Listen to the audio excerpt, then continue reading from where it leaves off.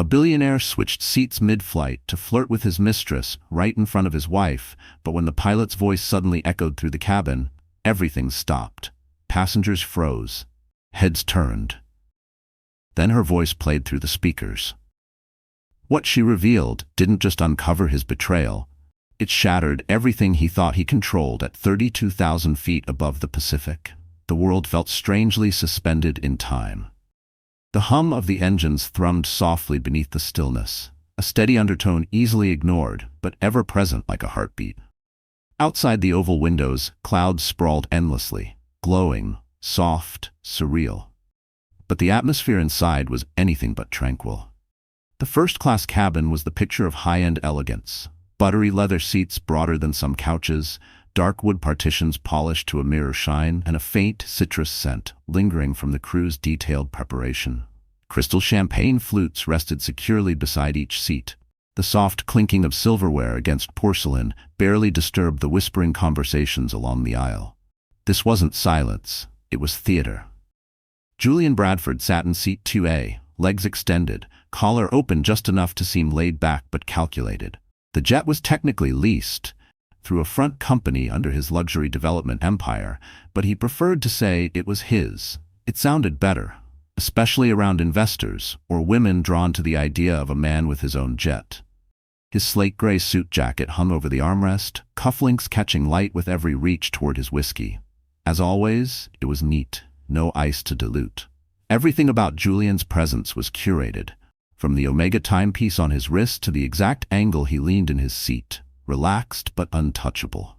Across the aisle, his wife Elise sat in 2B, staring out the window. Her fingers toyed with the rim of her untouched champagne. Her face still elegant, though the softness had given way to a tightness that hadn't been there a year ago. She'd dressed with care that morning. A blush cashmere set, minimal makeup, pearl studs Julian had gifted her on their 10th anniversary. She had packed a week in advance, excited for what he'd called a surprise getaway. A second honeymoon. It was their anniversary, after all. 20 years.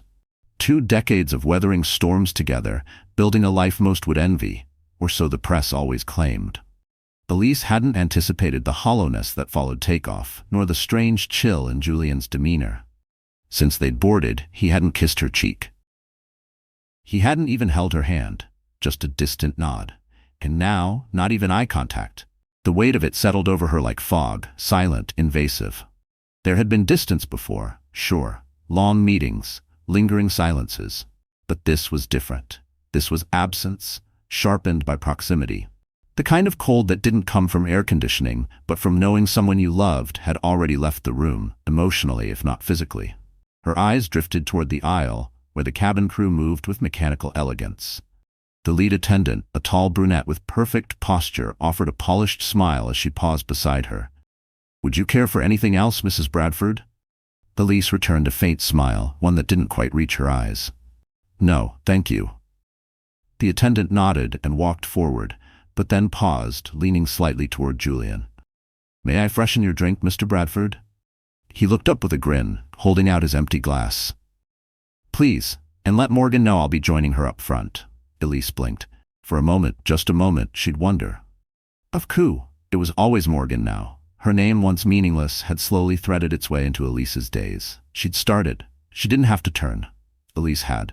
Now mid-flight, Julian unbe. He didn't need to. The silence between them had dawned him. He strode down the aisle, past 5 occupied seats, each passenger pretend Elise remained perfectly still. She had Mr. Bradford. The pilot's voice cracked everyone FB. Then a pause. The seatbelt light blinked on. No turbulence. Not yet, anyway. But there was something different in the air. Elise could feel it. Her fingers brushed over the flap of her handbag. Inside, in a slim zippered pocket, was a flash drive. She had slipped it in just before boarding, carefully, discreetly. One of the attendants had passed it to the co-pilot while Julian was distracted. When Julian was distracted, she'd made the handoff. With a quiet confidence she hadn't felt in months. No drama. No theatrics, just precise timing. It had been instinctive, but deliberate, the culmination of weeks spent weighing courage against consequence. Now Julian was seated beside Morgan in the front row pod, laughing softly at something she'd whispered into his ear. Her long legs were stretched out beside his, and her champagne-colored wrap dress clung to her like liquid satin. Her laughter rose louder now, purposefully unrestrained. Julian didn't hush her. He basked in it. He wanted the attention. He needed the audience. His posture said it all. This is my life now. Get used to it. Elise shifted slightly in her seat, drawing in a slow, controlled breath. Across the aisle, her eyes caught those of a young man she vaguely recognized, an up-and-coming tech investor, maybe mid-30s. He offered her a brief, uncertain smile. It held a trace of sympathy. She returned it. Barely. She wasn't embarrassed. Not anymore. This wasn't shame. This was the overture.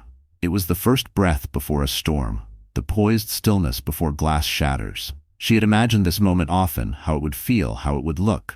But the reality was quieter, heavier. It didn't taste like triumph. It tasted like resolve.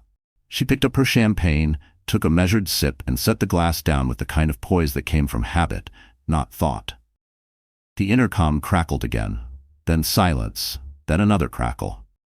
This time a faint click, less like a live mic and more like the start of a recording.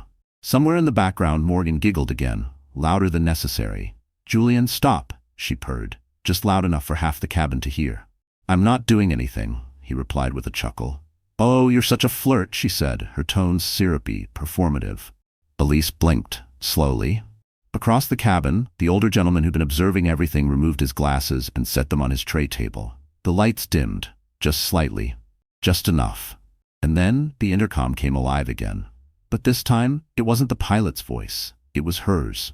Every head turned, every eye found her. Even Morgan's laughter cut off, like someone had pulled a switch. Elise's voice rang out, measured, unmistakably rehearsed, but unmistakably human. "Hello," she began.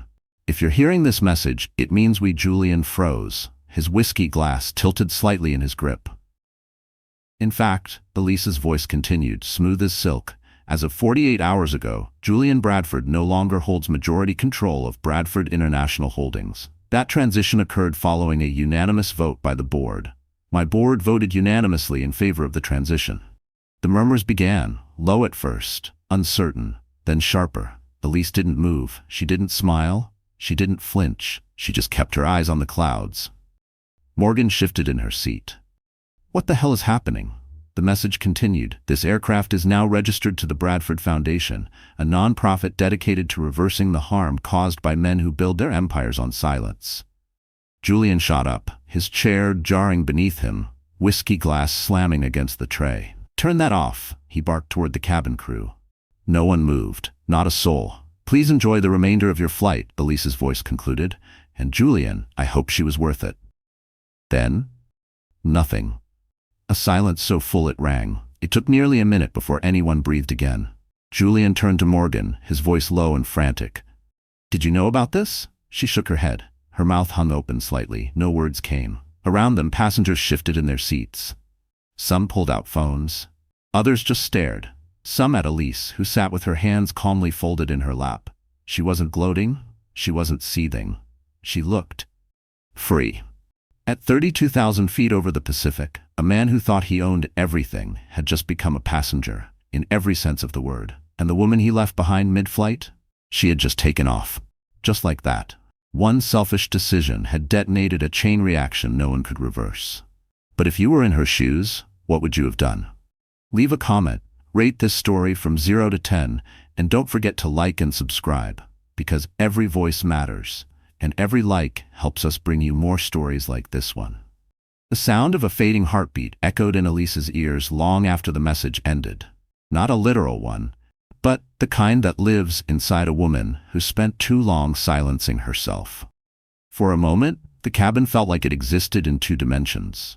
One blanketed in stillness, and another where decades of betrayal pressed in like fog on the glass. No one moved. Julian remained by his seat, breathing hard, lips parted as if trying to choose between a laugh and a scream. He looked like a man expecting applause, only to find he'd walked into his own funeral. Morgan blinked. Once, twice. Then turned toward him, slowly folding her hands in her lap. She didn't speak. She didn't need to. Her silence said everything. Meanwhile, Elise's mind drifted, not to her voice echoing from the speakers, not to the stunned faces around her, but far beyond all that. Past the tension, past the turbulence. Back to the moment it really began. Not the affair. That came later. No. The unraveling had started much earlier, like a single quiet tug on a loose thread, until the entire sweater unraveled in silence. She was 22 when she met Julian. He was already a rising name in real estate, a self-made billionaire before turning 20, arrogant and magnetic with a smile that made other women instinctively adjust their wedding rings. He spotted her across the room at a charity benefit. She wasn't a guest. She was balancing a tray of hors d'oeuvres, working part-time for a catering company while finishing her MBA. He approached with a smug joke about shrimp cocktail. She shot back with a sarcastic remark about inflation. He liked that she didn't laugh just to flatter him. She liked that he didn't treat her like part of the scenery. Their first date happened 2 days later. By the end of that month, they were inseparable. The first time he introduced her as my future CEO, she believed him. He made her feel seen, as if her ambition didn't threaten him, but matched him. He spoke her language: vision, growth, numbers. Not just romance, but alignment. And for a young woman taught to apologize for her drive, that felt revolutionary. She reviewed contracts, offered branding input, sat in on interviews for key hires. She learned the real estate game alums. When they got married 3 years later, it was the kind of wedding magazines lived for, oceanfront. And for a while, he meant it. But after his third major acquisition, something changed. The Elise. Her thoughts became internal checklists. At first, she didn't push back. She understood the pressure. And when she raised "You're overthinking again," then came the lat. The passwords that suddenly didn't work, and Elise didn't spiral. She tracked. Not out of paranoia, but because something in her had shifted. She spotted and messages, ones carelessly left open on shared devices. Morgan's name wasn't always mentioned, but Elise started to recognize how often she showed up in his texts. She says she's free this weekend. She loved the suite. She wants Paris next. It didn't take much to connect the dots. Elise remembered the first time she confronted him. There was no drama, no shouting, no broken glass. She had simply asked, "Are you in love with her?" Julian looked up from his phone, caught off guard by the question. He gave her a half smile. "Don't be ridiculous, E. You know I love you." But he never said no, and that was all she needed. From that moment on, she stopped waiting for apologies. She started planning. She began with the finances. She'd always kept a quiet, meticulous record of their accounts. Trusts, property deeds, equity holdings. A habit from her grad school days. Julian never questioned her access. He liked calling her his little CFO. So she used that trust against him, slowly, carefully. She began the transition, restructuring ownership, triggering clauses buried deep in their prenup, consulting lawyers, quiet ones, precise ones, experts in dismantling men like Julian without leaving behind a signature or a trace. She created new entities under her name, moved shares through silent intermediaries, rewrote board voting rights with the kind of surgical accuracy that would make Wall Street take notes. The final straw came 2 months before this flight. A receipt, a diamond necklace, purchased in Milan. Days later, Morgan had posted a photo wearing it. That's when Elise picked up the phone and called her attorney. It's time. And now, here they were, 30,000 feet in the air, and Julian still had no idea the floor beneath him was already gone. He stormed down the aisle toward her, his face tight with controlled rage. "Elise," he muttered, low and sharp, just loud enough to reach the first few rows. "What the hell did you do?" She looked up, calm, steady. "I reclaimed what I built. You're out of your mind." "No, Julian, I was out of your shadow." She paused, then added, "Now I'm back in the light." He scoffed, straightened, turned on his heel. The surrounding passengers quickly looked away, pretending they hadn't been listening. But they had. Every last one of them. Morgan avoided his gaze as he passed her. Her eyes fixed on her phone, then on her lap, searching for the next thing to post. Nothing came. Back in her seat, Elise glanced at the screen embedded in the headrest ahead of her. A flight map glowed softly, tracing their progress. They were halfway over the ocean, no turning back. Her phone buzzed once, a message from her attorney. All clear. The board's announcement had gone public 5 minutes ago. The media was already picking it up. The jet's ownership update had processed. She was in control now.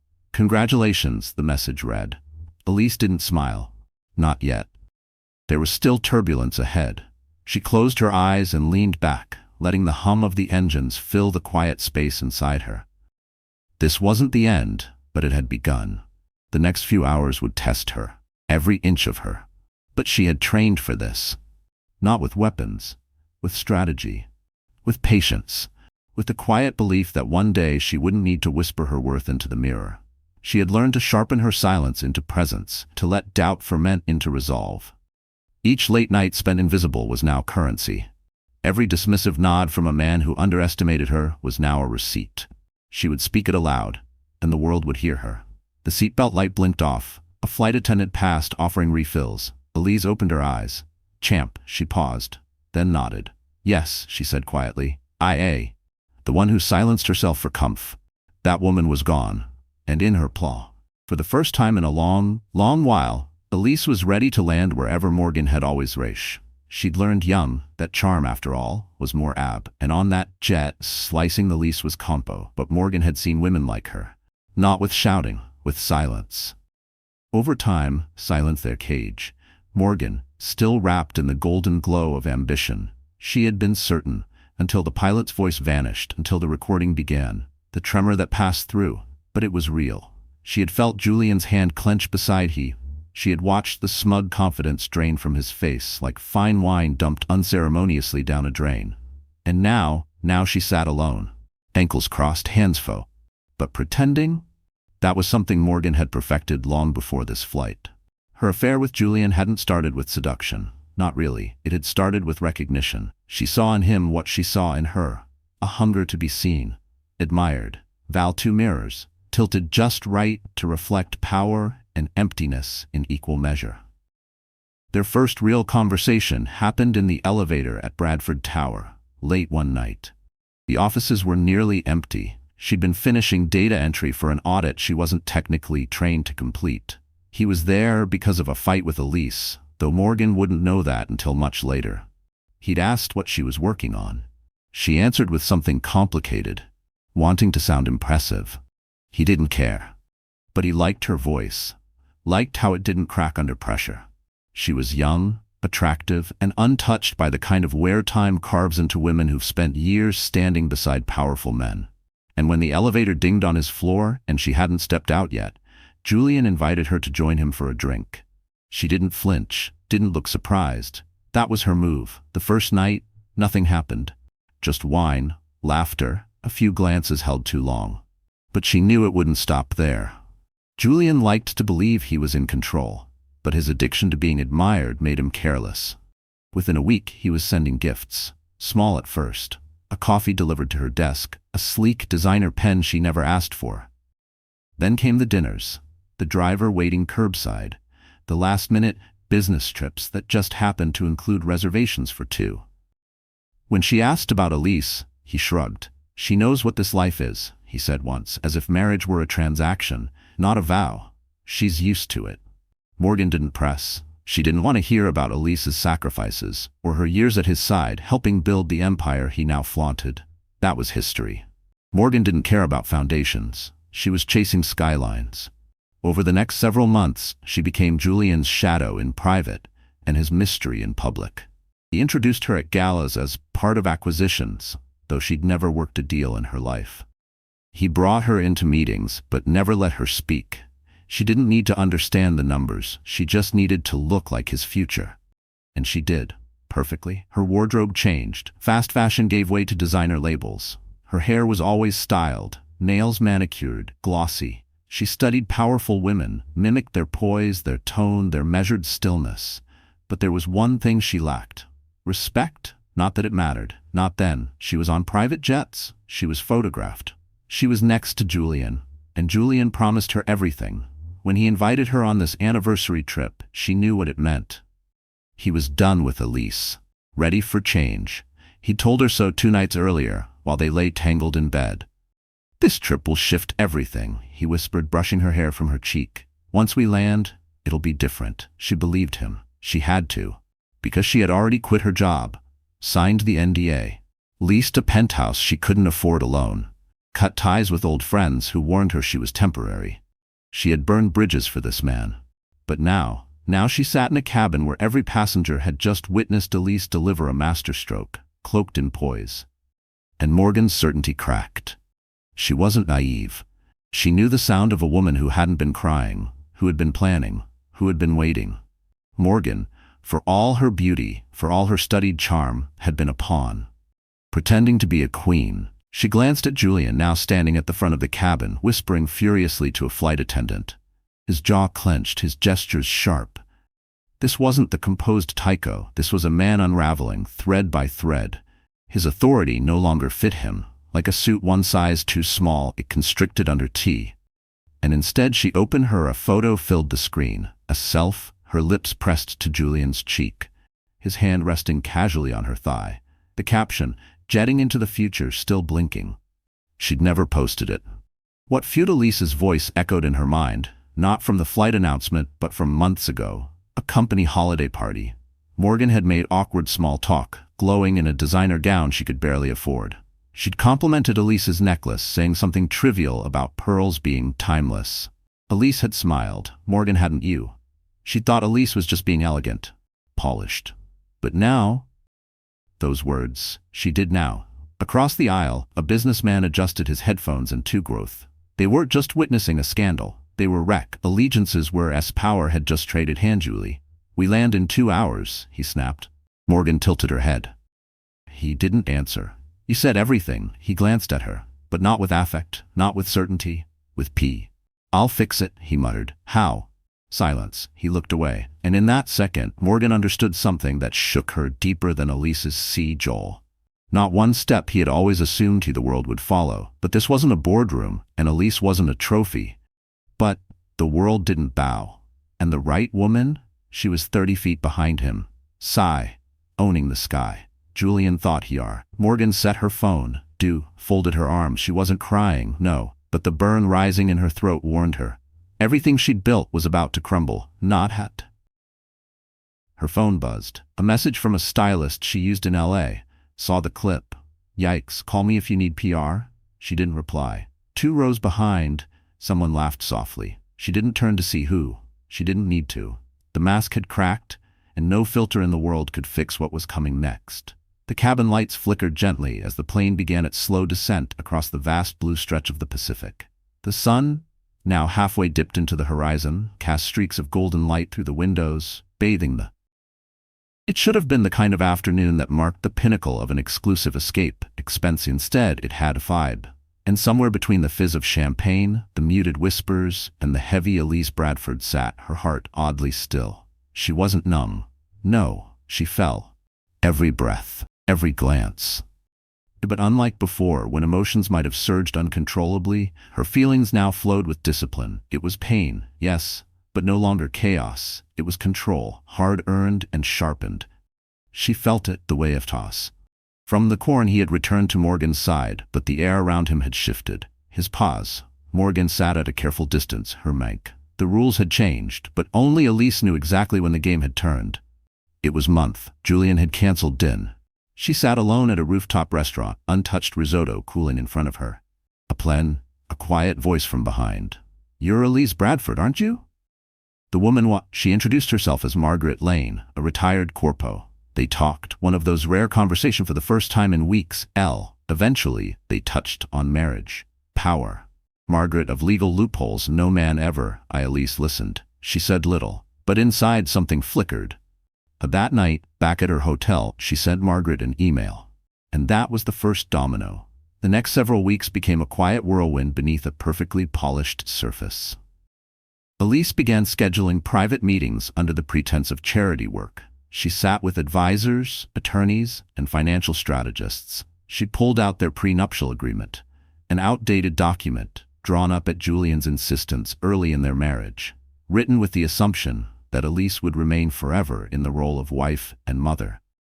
But Elise had grown. She had studied contracts, studied corporate law, sat through every board meeting Julian once dominated, and watched how men dressed up manipulation as charisma. Now, aboard this jet, she was the only one not scrambling. The man seated next to her, an older gentleman in a gray blazer, leaned in slightly. Was that really you on the announcement? He asked, voice low. Elise turned to him. composed and steady. "Yes," she replied. He blinked. His lips formed a small O, then he nodded slowly. "Damn." She offered a polite nod, then turned her gaze back to the window.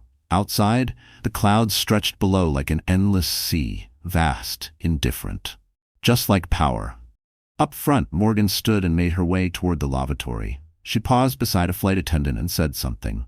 The words were lost in the cabin noise, but the gestures weren't. She pointed toward Elise, spoke sharply. The attendant didn't flinch. Instead, she handed Morgan a sealed envelope and gestured subtly toward the cockpit. Morgan looked confused, but took it. Elise knew what it was. A message. Part of the next phase. While Julian flailed to contain the wreckage, Elise had planned every move like clockwork. The announcement had only been the prologue. There was still the press release, the formal board resolution, the media leak, timed precisely to match their dissent. All of it orchestrated, not for spectacle, but for control. She thought of the nights spent in quiet solitude, her study lit only by a desk lamp, spreadsheets glowing across the screen while Julian claimed he was working late. The fake smiles at corporate events where she played the perfect wife, even as Morgan hovered nearby, like a scent that overstayed its welcome. She remembered hushed meetings in quiet cafes, lawyers warning her, "Once you light this match, there's no turning back." She'd nodded. She had never planned on revenge. She wanted respect. Her thoughts were interrupted by a soft chime. The intercom came to life again, but this time it was the pilot's voice, yet not as rehearsed or confident as before. "Ladies and gentlemen," he began, "we apologize for the earlier disruption. At this time, we'd like to share a message on behalf of Mrs. Bradford, approved by the Board of Directors of Bradford International Holdings." There it was. Layer 2. Passengers shifted. Phones reappeared. Someone 3 rows up hit record. The cabin screen above seat 1A flickered to life. First the Bradford logo, then a crisp video. Elise, seated in a modern office, professionally dressed, poised. It had been recorded 3 days earlier. "Good afternoon," she began. "For years, Bradford International has stood as a symbol of excellence and innovation. But let's be clear, that success was never built by one man, despite what headlines may suggest. It was built by a team, by partnerships, and by those who understood that loyalty must go both ways." She paused, letting the words land. "In recent months," she continued, "actions have been taken that violate our company's core ethics, our mission, and the trust of our shareholders. These actions were not approved by the board. They do not reflect who we are." Julian collapsed further into his seat. His face had gone pale. Morgan stared at the screen, blinking rapidly. "As of today," Elise said, "the board has voted to restructure the company's leadership and operations. We will issue an official statement upon landing. But let me be perfectly clear. We will no longer tolerate the exploitation of personal ambition disguised as leadership." "Not anymore." The screen faded to black. Silence. Then a few quiet claps, scattered, respectful. Not the applause of excitement, but the acknowledgement of a truth long overdue. A woman near the back even whispered, "Finally." Elise didn't turn. She simply adjusted her watch. Almost there. Morgan emerged from the lavatory moments later, not from grief, but from panic. From the sinking realization that she moved down the aisle like a woman walking through a downpour without an umbrella. Julian didn't speak, his jaw locked, his fists clenched. But rage woo, not here. Not at 35,000 feet, where there was no one left to deceive the game. And he wasn't holding the board anymore. Elise leaned back, her head resting gently ag. She stared out the wide at the clouds drifting with the quiet power of a woman who... There was no victory parade, no, and there was still more, too. The jet cruised through the final the cabin. It was the silence that follows chaos, the kind that lingers in the V, revealing a completely changed landscape. This wasn't a battlefield, but the devastation was no less complete. Julian hadn't said a word since. His breath came in short, clipped inhales, as if he was trying to breathe. He leaned slightly forward, one hand gripping the armrest so beside him, as if the right sentence might undo everything, as if image could still salvage identity, trying to draft a version of the story where she looked clean, where she didn't seem like the disposable accessory she had always feared she might be. But the Wi-Fi flickered. Nothing would send. The signal wouldn't cooperate. Neither would reality. And Elise? She remained as she had the entire flight, still, But in her case, stillness wasn't surrender. It was command. Elise wasn't reading. She wasn't typing. She didn't even pretend to sleep. She sat upright, one leg crossed neatly over the other, fingers resting lightly along the edge of her tray, eyes fixed on the sky outside as it shifted from gold to dusky blue, afternoon fading into evening. Every now and then, she would reach for her glass, sip slowly, with a grace that no longer felt performative. She wasn't trying to play the role of the poised wife anymore. She was. A woman seated a few rows behind, beside a teenage daughter, leaned in and whispered something. The girl turned, looked directly at Elise. She didn't smile, but in her gaze, there was something else. Recognition. Respect. Elise held her eyes for just a moment, then turned away. That was enough. This wasn't theater. It didn't need applause. What she had done wasn't a performance. It was a transformation. Near the cockpit, a crew member emerged carrying a tray of refreshments. The mood on board now resembled a courtroom. Soft voices, controlled gestures, and the heavy silence that follows a verdict. Everyone was quietly choosing sides. Julian had never known this position before. He had entered every room like he owned it. And if he didn't, he bought it or bulldozed it. But now, on a jet that had once been his, the balance of power had flipped so completely, so swiftly, that he seemed adrift. Finally, he turned to Morgan and whispered, "You need to say something. Post something. Control the narrative." Morgan looked up, stunned. "Say what exactly? That I was having an affair with a married man who just lost his company in front of 20 witnesses?" Julian's jaw tightened. "You're not the villain here. I'm not the wife either," she snapped. "You're the woman," he started. "I care about you. You cared about her first," Morgan cut in, nodding toward Elise. "You still wear the watch she gave you. You took her jet on our trip. You married her. You built all of this with her, and now you're shocked she took it back?" She paused. "Maybe you don't know her as well as you think." Julian didn't respond. He leaned back, closed his eyes, then opened them again. Sharply awake, he pulled out his phone and dialed. No connection. He tried again. Signal failed. Again. Nothing.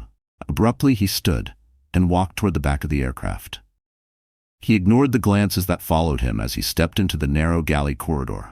He leaned against the wall, muttering a quiet string of curses. The weight of his new reality pressed down hard. There was no fixing this with a press release or a wire transfer. This wasn't a PR disaster. It was a hostile takeover. Only instead of a boardroom coup, it had unfolded midair, mid-marriage, mid-denial. The seatbelt light clicked on again, accompanied by a soft chime. The co-pilot's voice came through the speakers. "Ladies and gentlemen, we'll begin our initial descent shortly. Please return to your seats and secure all personal items." Standard script. But now, it sounded like the closing statement of a trial. Julian returned to his seat, silent. He looked out the window like a man searching for something, anything to anchor himself to. But all he saw was sky, and far beneath them, the gray outline of land creeping into view, signaling not just the end of a flight, but the start of consequences. Elise reached into her handbag and pulled out a folded slip of paper. No drama. She didn't unfold it slowly or read aloud, just glanced at it, nodded once, then slid it back into her purse. The final checklist. New board structure. Attorneys waiting on the ground. Press staged for official statements. Every minute accounted for. Every reaction mapped in advance. The pilot's voice returned. Estimated time to landing, 31 minutes. Weather at destination is clear, 68 degrees Fahrenheit. We hope you've enjoyed your flight. The irony nearly made Elise laugh. She hadn't enjoyed the flight, but she'd survived it. And she was the only one still in control. Behind her, a couple whispered, this time not even trying to be discreet. "That's the guy who ditched his wife mid-anniversary to sit with his mistress," the woman said, her tone sharp with the kind of judgment only another woman could deliver. "Well," the husband replied, deadpan, "karma flies first class too." Morgan sank deeper into her seat. She no longer looked like the polished accomplice. She looked like a woman realizing she'd boarded the wrong flight entirely. There would be no glowing headlines this time, no gossip columns praising her outfit. If she was mentioned at all, it would be as a footnote. The younger woman, name withheld. Julian, for all his bravado, finally began to crumble. His shoulders slumped, his gaze dropped, the weight of it all settling into his frame. This wasn't just humiliation, it was loss. And a man like him, who had always held the power, didn't know how to carry that. Elise saw it. She didn't smirk. She didn't gloat. She just watched, calm, quiet. As Julian finally understood what she had known for months, the world he built, it only stood so long as she held it up.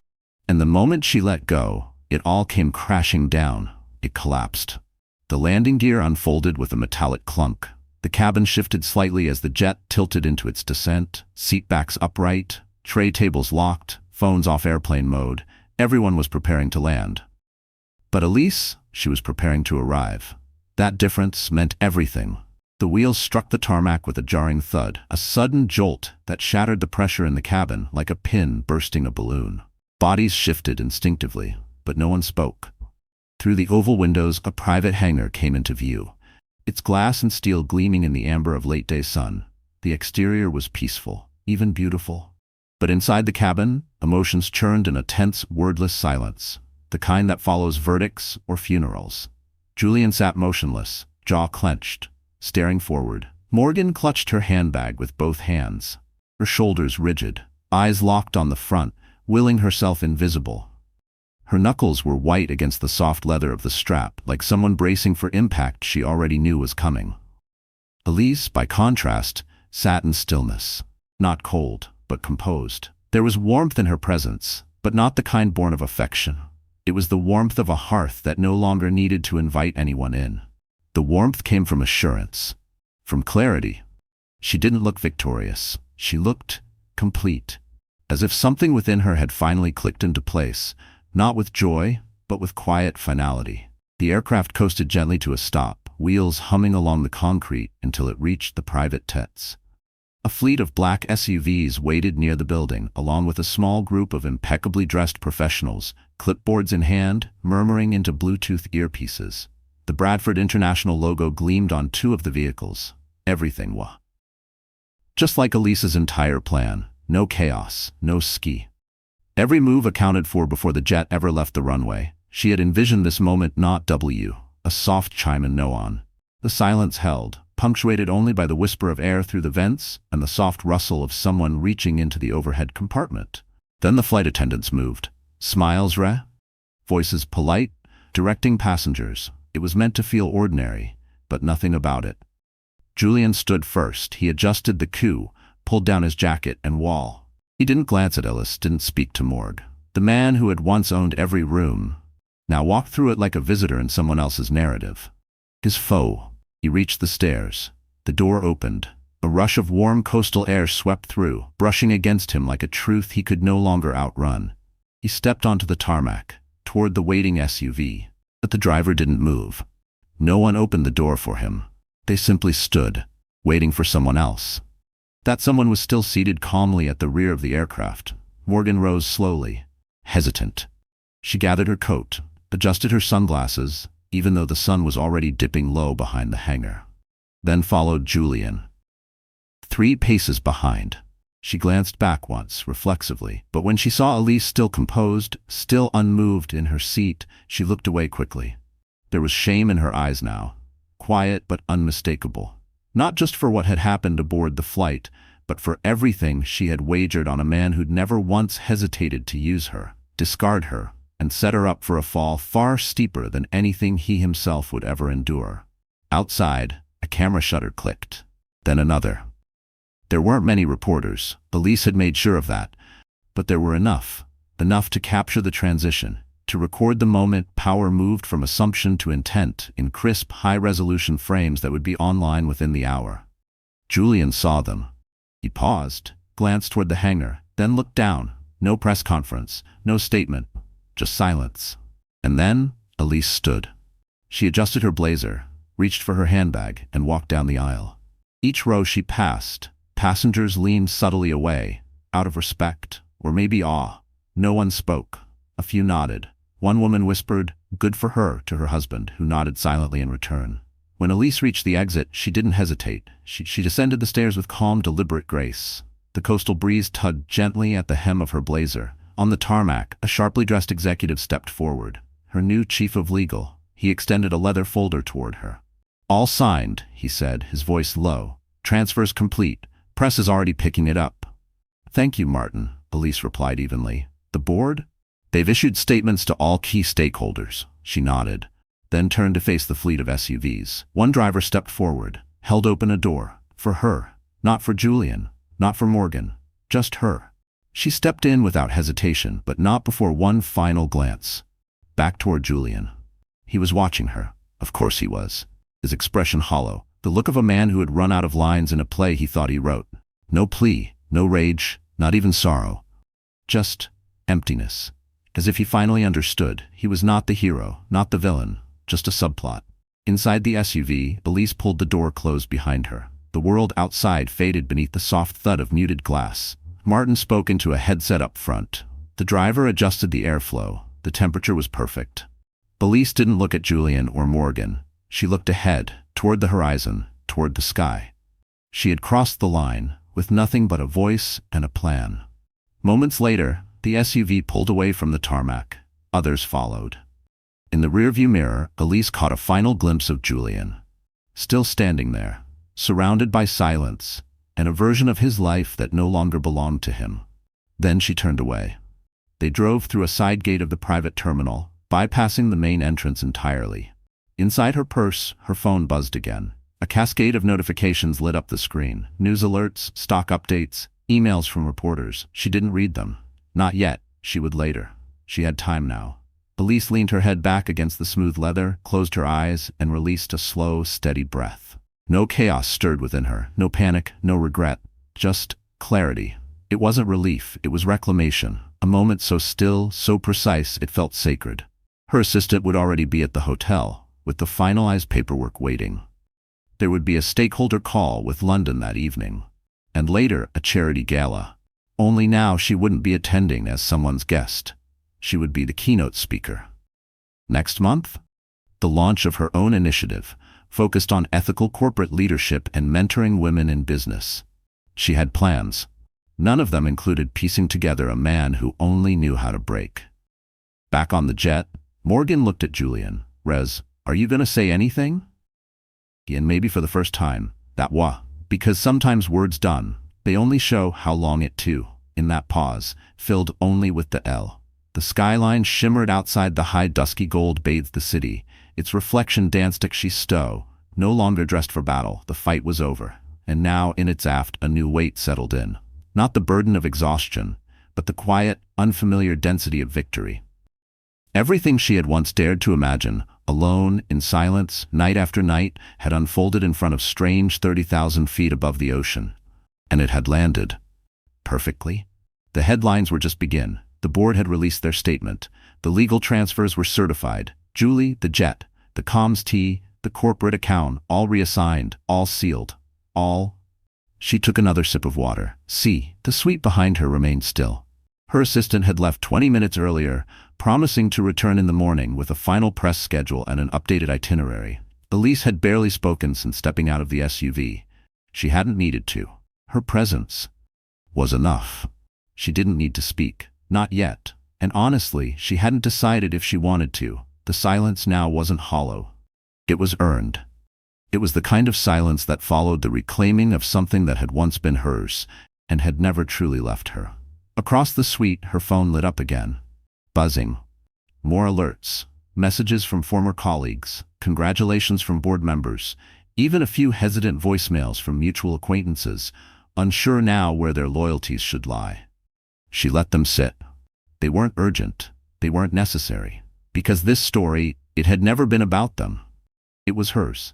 Elise lowered herself gently onto the edge of the sofa, setting the glass of water down on the coffee table. She exhaled. Not a sigh, a release. Her body ached, not from effort, but from holding herself together for too long.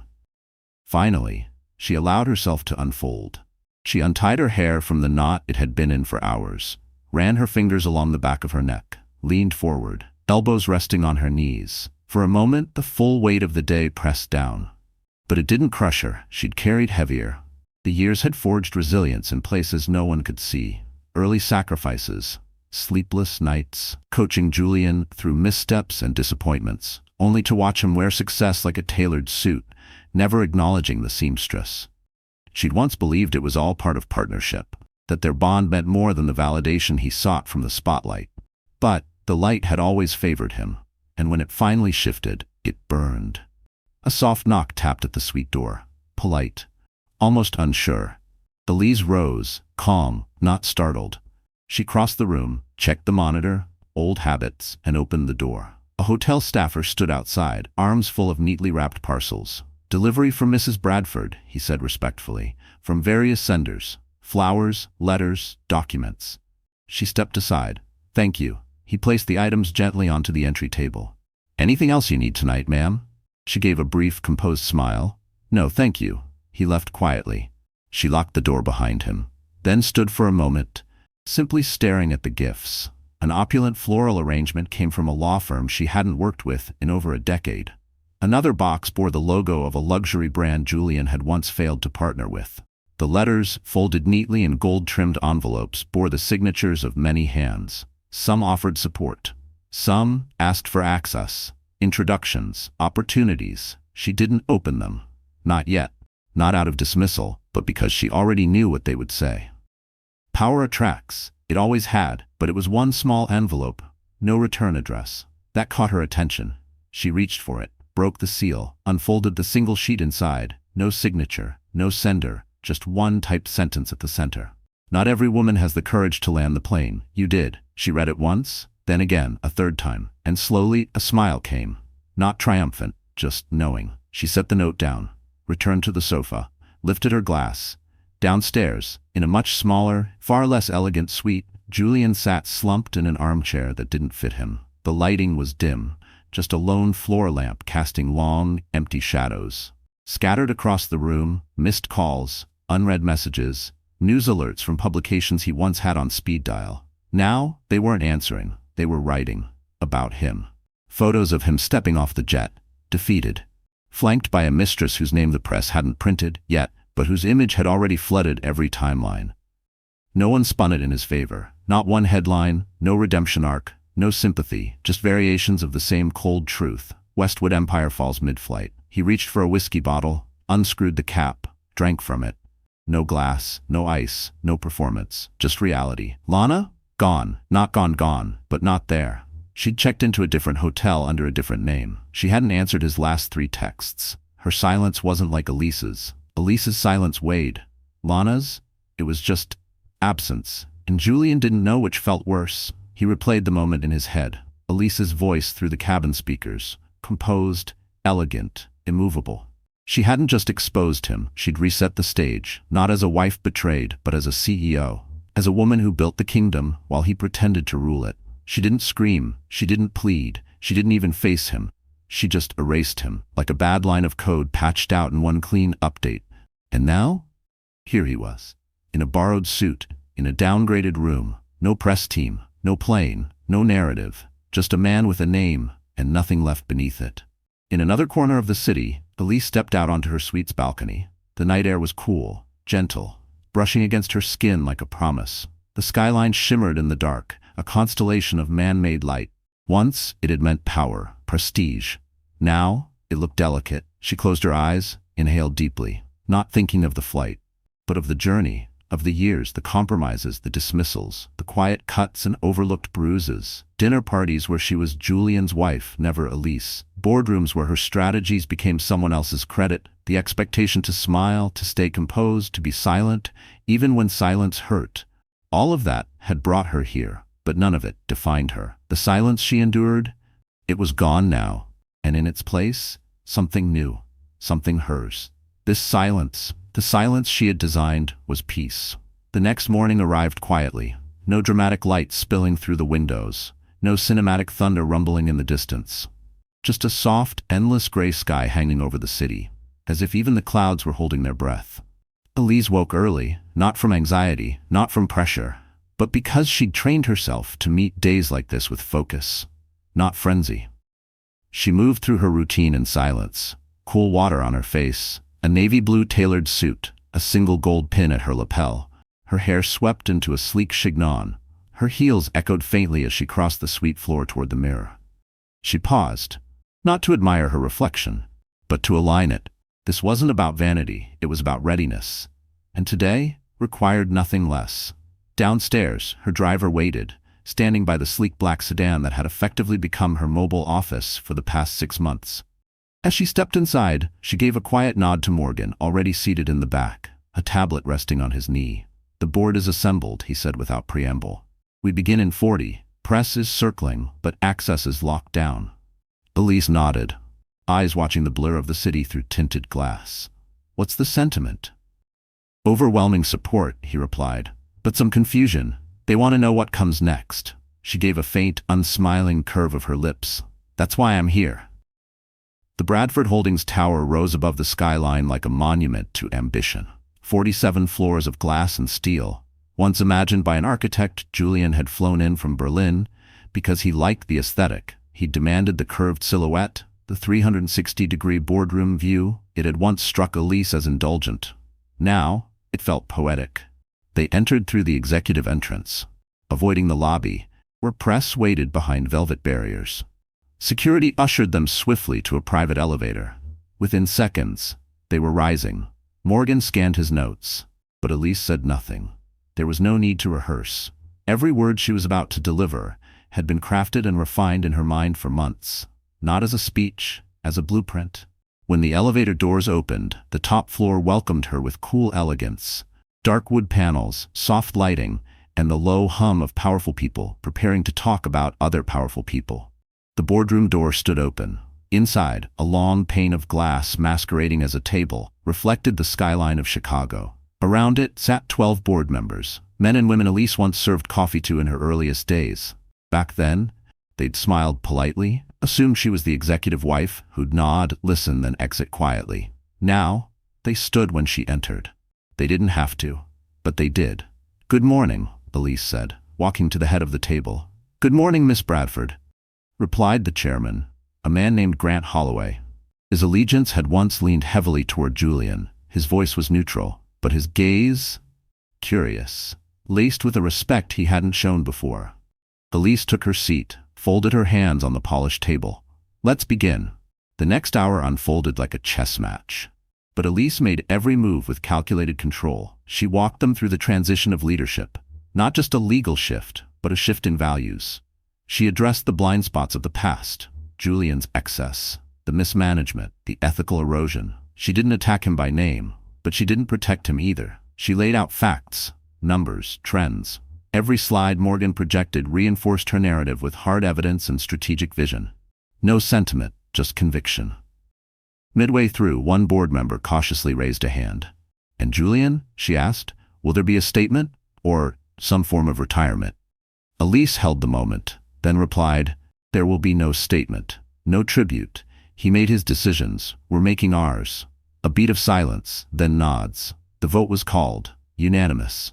Elise Bradford, now CEO of Bradford Holdings. As the meeting closed, board members approached, offering handshakes, reserved congratulations, measured admiration. Some lingered longer. One leaned in and whispered, "I always figured you were sharper than you let on." Elise didn't correct him. She simply smiled and walked on.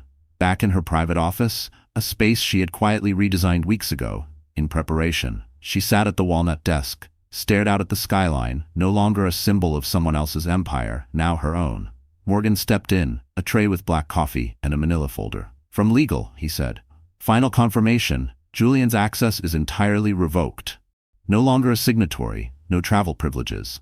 Elise nodded, accepted the folder, set it aside. "And Lana?" she asked. "Publicly quiet," Morgan replied. "Privately, her agent's shopping her around for interviews. We've issued gag orders to all corporate affiliates. If she spoke, she'd forfeit her rights to the brand's likeness clauses. She'd lose control of the narrative." "She'll go silent," Morgan said, then paused. "There's one more thing. Julian called this morning, left a voicemail. He says he wants to speak with you, just you." Elise looked up slowly. "Did he say why?" "No." She turned back to the window, the skyline casting long shadows across the floor, her thoughts hovering somewhere between glass and sky. "I won't call him back," she said quietly. "He's not part of this chapter." Morgan nodded, took the tray, and stepped out. She sat alone for several long minutes, letting the silence take shape around her. It wasn't empty, it was earned. The kind of quiet that doesn't come when noise dies, but when it's no longer necessary. She glanced around the office, minimalist, intentional. The art? Chosen by her. No photos from the past, nothing from the life that had ended at 37,000 feet. Then, she turned to her laptop, opened a blank document, and began typing. It wasn't a memo or a press draft, it was a letter to herself, a record of what it cost to stand here and why she'd never pay that price again. Because this silence, it wasn't an ending, it was a foundation. Later, as dusk crept over the city, Elise walked the edge of the rooftop garden atop Bradford Holdings Tower, a private space, redesigned at her direction, for reflection, for solitude, for truth. Below, the city pulsed with urgency, taxis, footsteps, late-night meetings. But up here, stillness. The air was tinged with late summer jasmine. She paused, fingers resting on the cool stone rail, eyes on the lit-up office floors across the skyline. Inside those floors, her company, no longer Julian's, rebalanced, refocused, reclaimed. Her phone buzzed again. The screen lit up. Julian. Fourth time that week. No voicemail, just the stubborn ring of someone who hadn't yet realized silence could be permanent. She let it ring. When it stopped, she exhaled, turned toward the table where a leather folder sat waiting. Inside, initiatives, forecasts, partnerships, her future. But her past was still trying to interrupt. 30 minutes passed. She hadn't moved until Morgan returned, not her assistant anymore. Her chief strategy officer, promoted officially that morning. He knew her rhythms, he knew her silences. He's downstairs, he said. Security called. He's not making a scene. Just asked to see you. Elise didn't turn. Did he say why? Morgan hesitated. Said it was personal. Said he won't leave until you do. If she spoke, she'd forfeit, she'd lose control of the narrative. S then paused. There's one Mo Julian called this morning, left at Gogthpa. He says he wants to speak with you. Just you. Elise looked up, slowly. Did he say why? No. She turned back to the window, the skyline casting long shadows across the floor, her thoughts hovering. I won't call him back, she said quietly. He's not part of this chapter. The kind of resolve that doesn't just come from pain, but from having Morgan nodded, took the tray, and stepped out.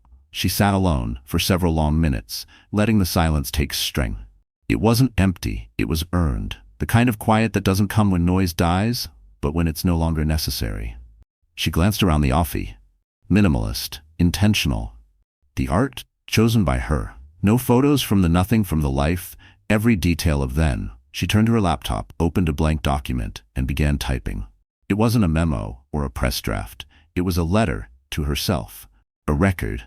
And why she'd never pay that price again. Because this silence, it was a foundation. A ground she had built beneath her later. As dusk crept over the city, Elise walked through a private space, redesigned at her direction, for reflection, for solitude, for truth. Below, the city pulsed with urgency, taxis, foots, late-night meetings. But up here, stillness. The air was tinged with late summer. She paused, fingers resting, eyes on the lit-up office floors across the skyline. Inside those floors, her company, no longer Julian's, rebalanced, refocused, reclaimed. Her foe again. The screen lit up. Julian. Fourth. No voicemail, just the stubborn ring of someone who hadn't yet realized. Silence. She let it ring. When it stopped, she exhaled, turned toward the table where a leather folder sat waiting. Initiatives, forecasts, partners. Her future, but her past was still trying to interrupt, and she could fee. 30 minutes she hadn't moved. You not her assistant anymore. Her chief strategy officer, promoted official. He knew her rhythms. He knew he's say. He's not making it just as Elise de Morgan hesitated, said it was personal. Said he won't leave until you do. And what do you expect me to do with that? Elise's voice didn't rise, didn't falter. Forgive it? Wrap it in a neat little story where you're the man who learned too late? Julian's voice caught. No, he said quietly, almost pleading. I don't expect forgiveness. I didn't want to disappear without saying something real. Real? She repeated softly but sharp. Real would have been telling me the truth before the flight. Real would have meant not lying to the world about who we were. He looked at her then. Fully. No shields, no deflection.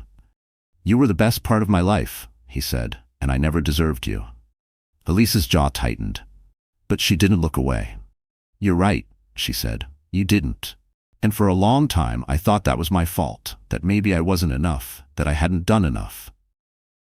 But it was never about what I lacked, Julian. It was about what you couldn't give. He nodded. Slowly. the weight of it all finally anchoring itself into his posture. I never thought it would end like this. It didn't have to. He turned, staring at the skyline he once called his. She left, he said suddenly. Lana, 2 days ago. Said she didn't want to be a footnote in someone else's scandal. Said she never really knew me. She was right. Elise didn't flinch. Then maybe, she said, you'll take the time to know yourself. He let out a breath. Not quite a laugh, but something bitter. I don't know if there's anything worth knowing anymore. There is. Her voice was softer now, but it's not in what you've built. It's in what you're willing to let fall. Julian blinked, as if her words struck somewhere deep, somewhere unprepared. I won't bother you again, he said. I know. He looked at his hands, then back to her. One last thing, he said. Thank you for seeing me.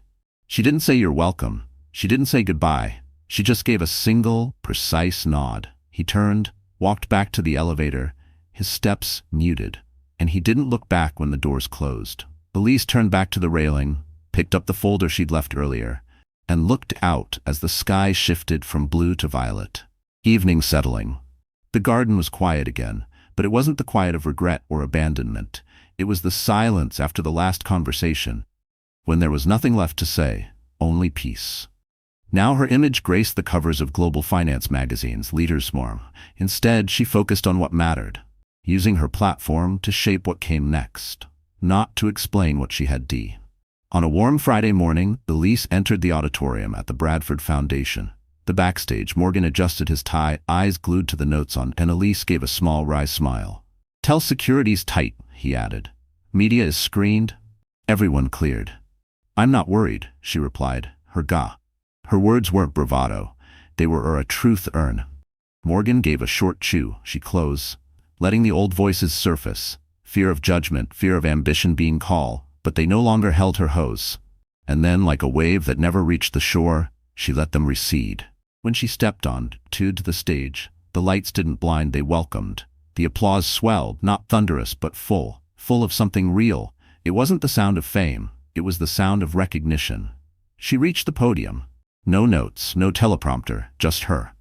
3 weeks ago, she began, her voice strong and sure. I made a choice. Some called it bold, others strategic, a few said theatrical. She paused, but for me, it wasn't about spectacle. It was about reclaiming a narrative that never truly belonged to me, Elise said, letting the words sit in the room for a heartbeat. For years, I watched decisions happen in rooms I was allowed to decorate, but never influence. I was praised for being supportive, for being silent, for knowing my place in the background. But silence isn't always grace, she continued, her voice steady. Sometimes silence is erasure. A low murmur of recognition rippled through the auditorium. And sometimes, she added, pausing with a small knowing smile, the only way to be heard is to speak, at a moment no one expects. Mid-flight, for example, there were chuckles now. Soft but genuine. Not laughter at her expense, but a collective understanding. Elise pressed on. That moment didn't define me. What I did next did. I didn't retaliate. I didn't fall apart. I redirected. I remembered who I was before I was ever introduced as someone's plus one. She stepped from the podium and moved slowly across the stage, letting the rhythm of her steps match her message. The Ascend initiative isn't about revenge. It's not even about recovery. It's about recognition, about lifting the voices that have waited too long to rise, about giving power to those who were told to soften, to wait, to dim. She gestured toward the front row, toward the young women watching her with wide, hopeful eyes. You don't need to wait for your seat at the table. You can build the table, own the room, and if someone tries to take your voice, there's always another way to speak. The applause that followed was fuller, firmer. She didn't wave or gesture for more. She just stood, anchored, while the sound confirmed what she already knew. She had become something more than the scandal, more than the story. She had become proof. After the event, in the green room, a journalist approached, recorder in hand.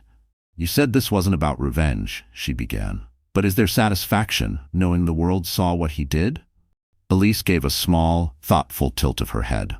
Satisfaction is a byproduct, she said. Purpose is the point. That evening, Elise sat alone in her apartment, a space she had chosen not far from the home she once shared with Julian. She didn't want the mansion. Too much space. Too many ghosts. This new place was full of light, clean, open, with a balcony overlooking the river. She curled up with a book, a mug of peppermint tea, and the soft hum of Billie Holiday from her speakers. Her phone buzzed. Another message from a VC firm, eager to invest millions in her initiative. She didn't rush to answer. She had time now. Outside, the city moved fast and impatient. But Elise no longer moved at its pace. Somewhere out there, she knew Julian might still be watching, maybe scrolling through news clips, maybe remembering who he used to be, maybe trying to find another spotlight to stand in. But she didn't think of him often. And when she did, it felt like looking at an old painting once cherished, now just decoration, something that no longer mattered. She didn't need revenge. She had resolution. As the jazz played on, and the city's lights blinked like a quiet constellation, Elise leaned back and let the moment fully land. She had walked away. She had not just survived, she had ascended. So the story is over. Our wonderful friends, are you still here at this hour? If you are, then something in this journey has reached into your chest and gently tugged at your heart. And maybe now, just like Elise did, we look at it not with fear, but with clarity. This wasn't just a story about revenge or business, it was about becoming. About how life sometimes pushes us so far into silence that the only way out is to speak. Not with volume, but with truth. Elise didn't win because she shouted louder. She won because she finally stopped waiting for permission to take up space. Maybe you felt that too, the ache of invisibility, the heaviness of compromise. But healing often begins not in the big moments, but in the quiet ones. As Rumi once said, the wound is the place where the light enters you. This story reminds us that even the most devastating betrayals can become the very soil where your next chapter grows. Elise's strength wasn't perfection, it was presence. She didn't become someone else. She remembered who she had always been, buried beneath years of sacrifice. And when she stepped back into her power, she didn't ask the world to applaud. She simply moved forward, and the world followed. So, if you're here right now, still listening, it means you're ready to reclaim something too. Your time, your voice, your worth. And if this story stirred something in you, let it. Let it be the sign you didn't know you were waiting for. Share this video with someone who might need it, like it if it moved you.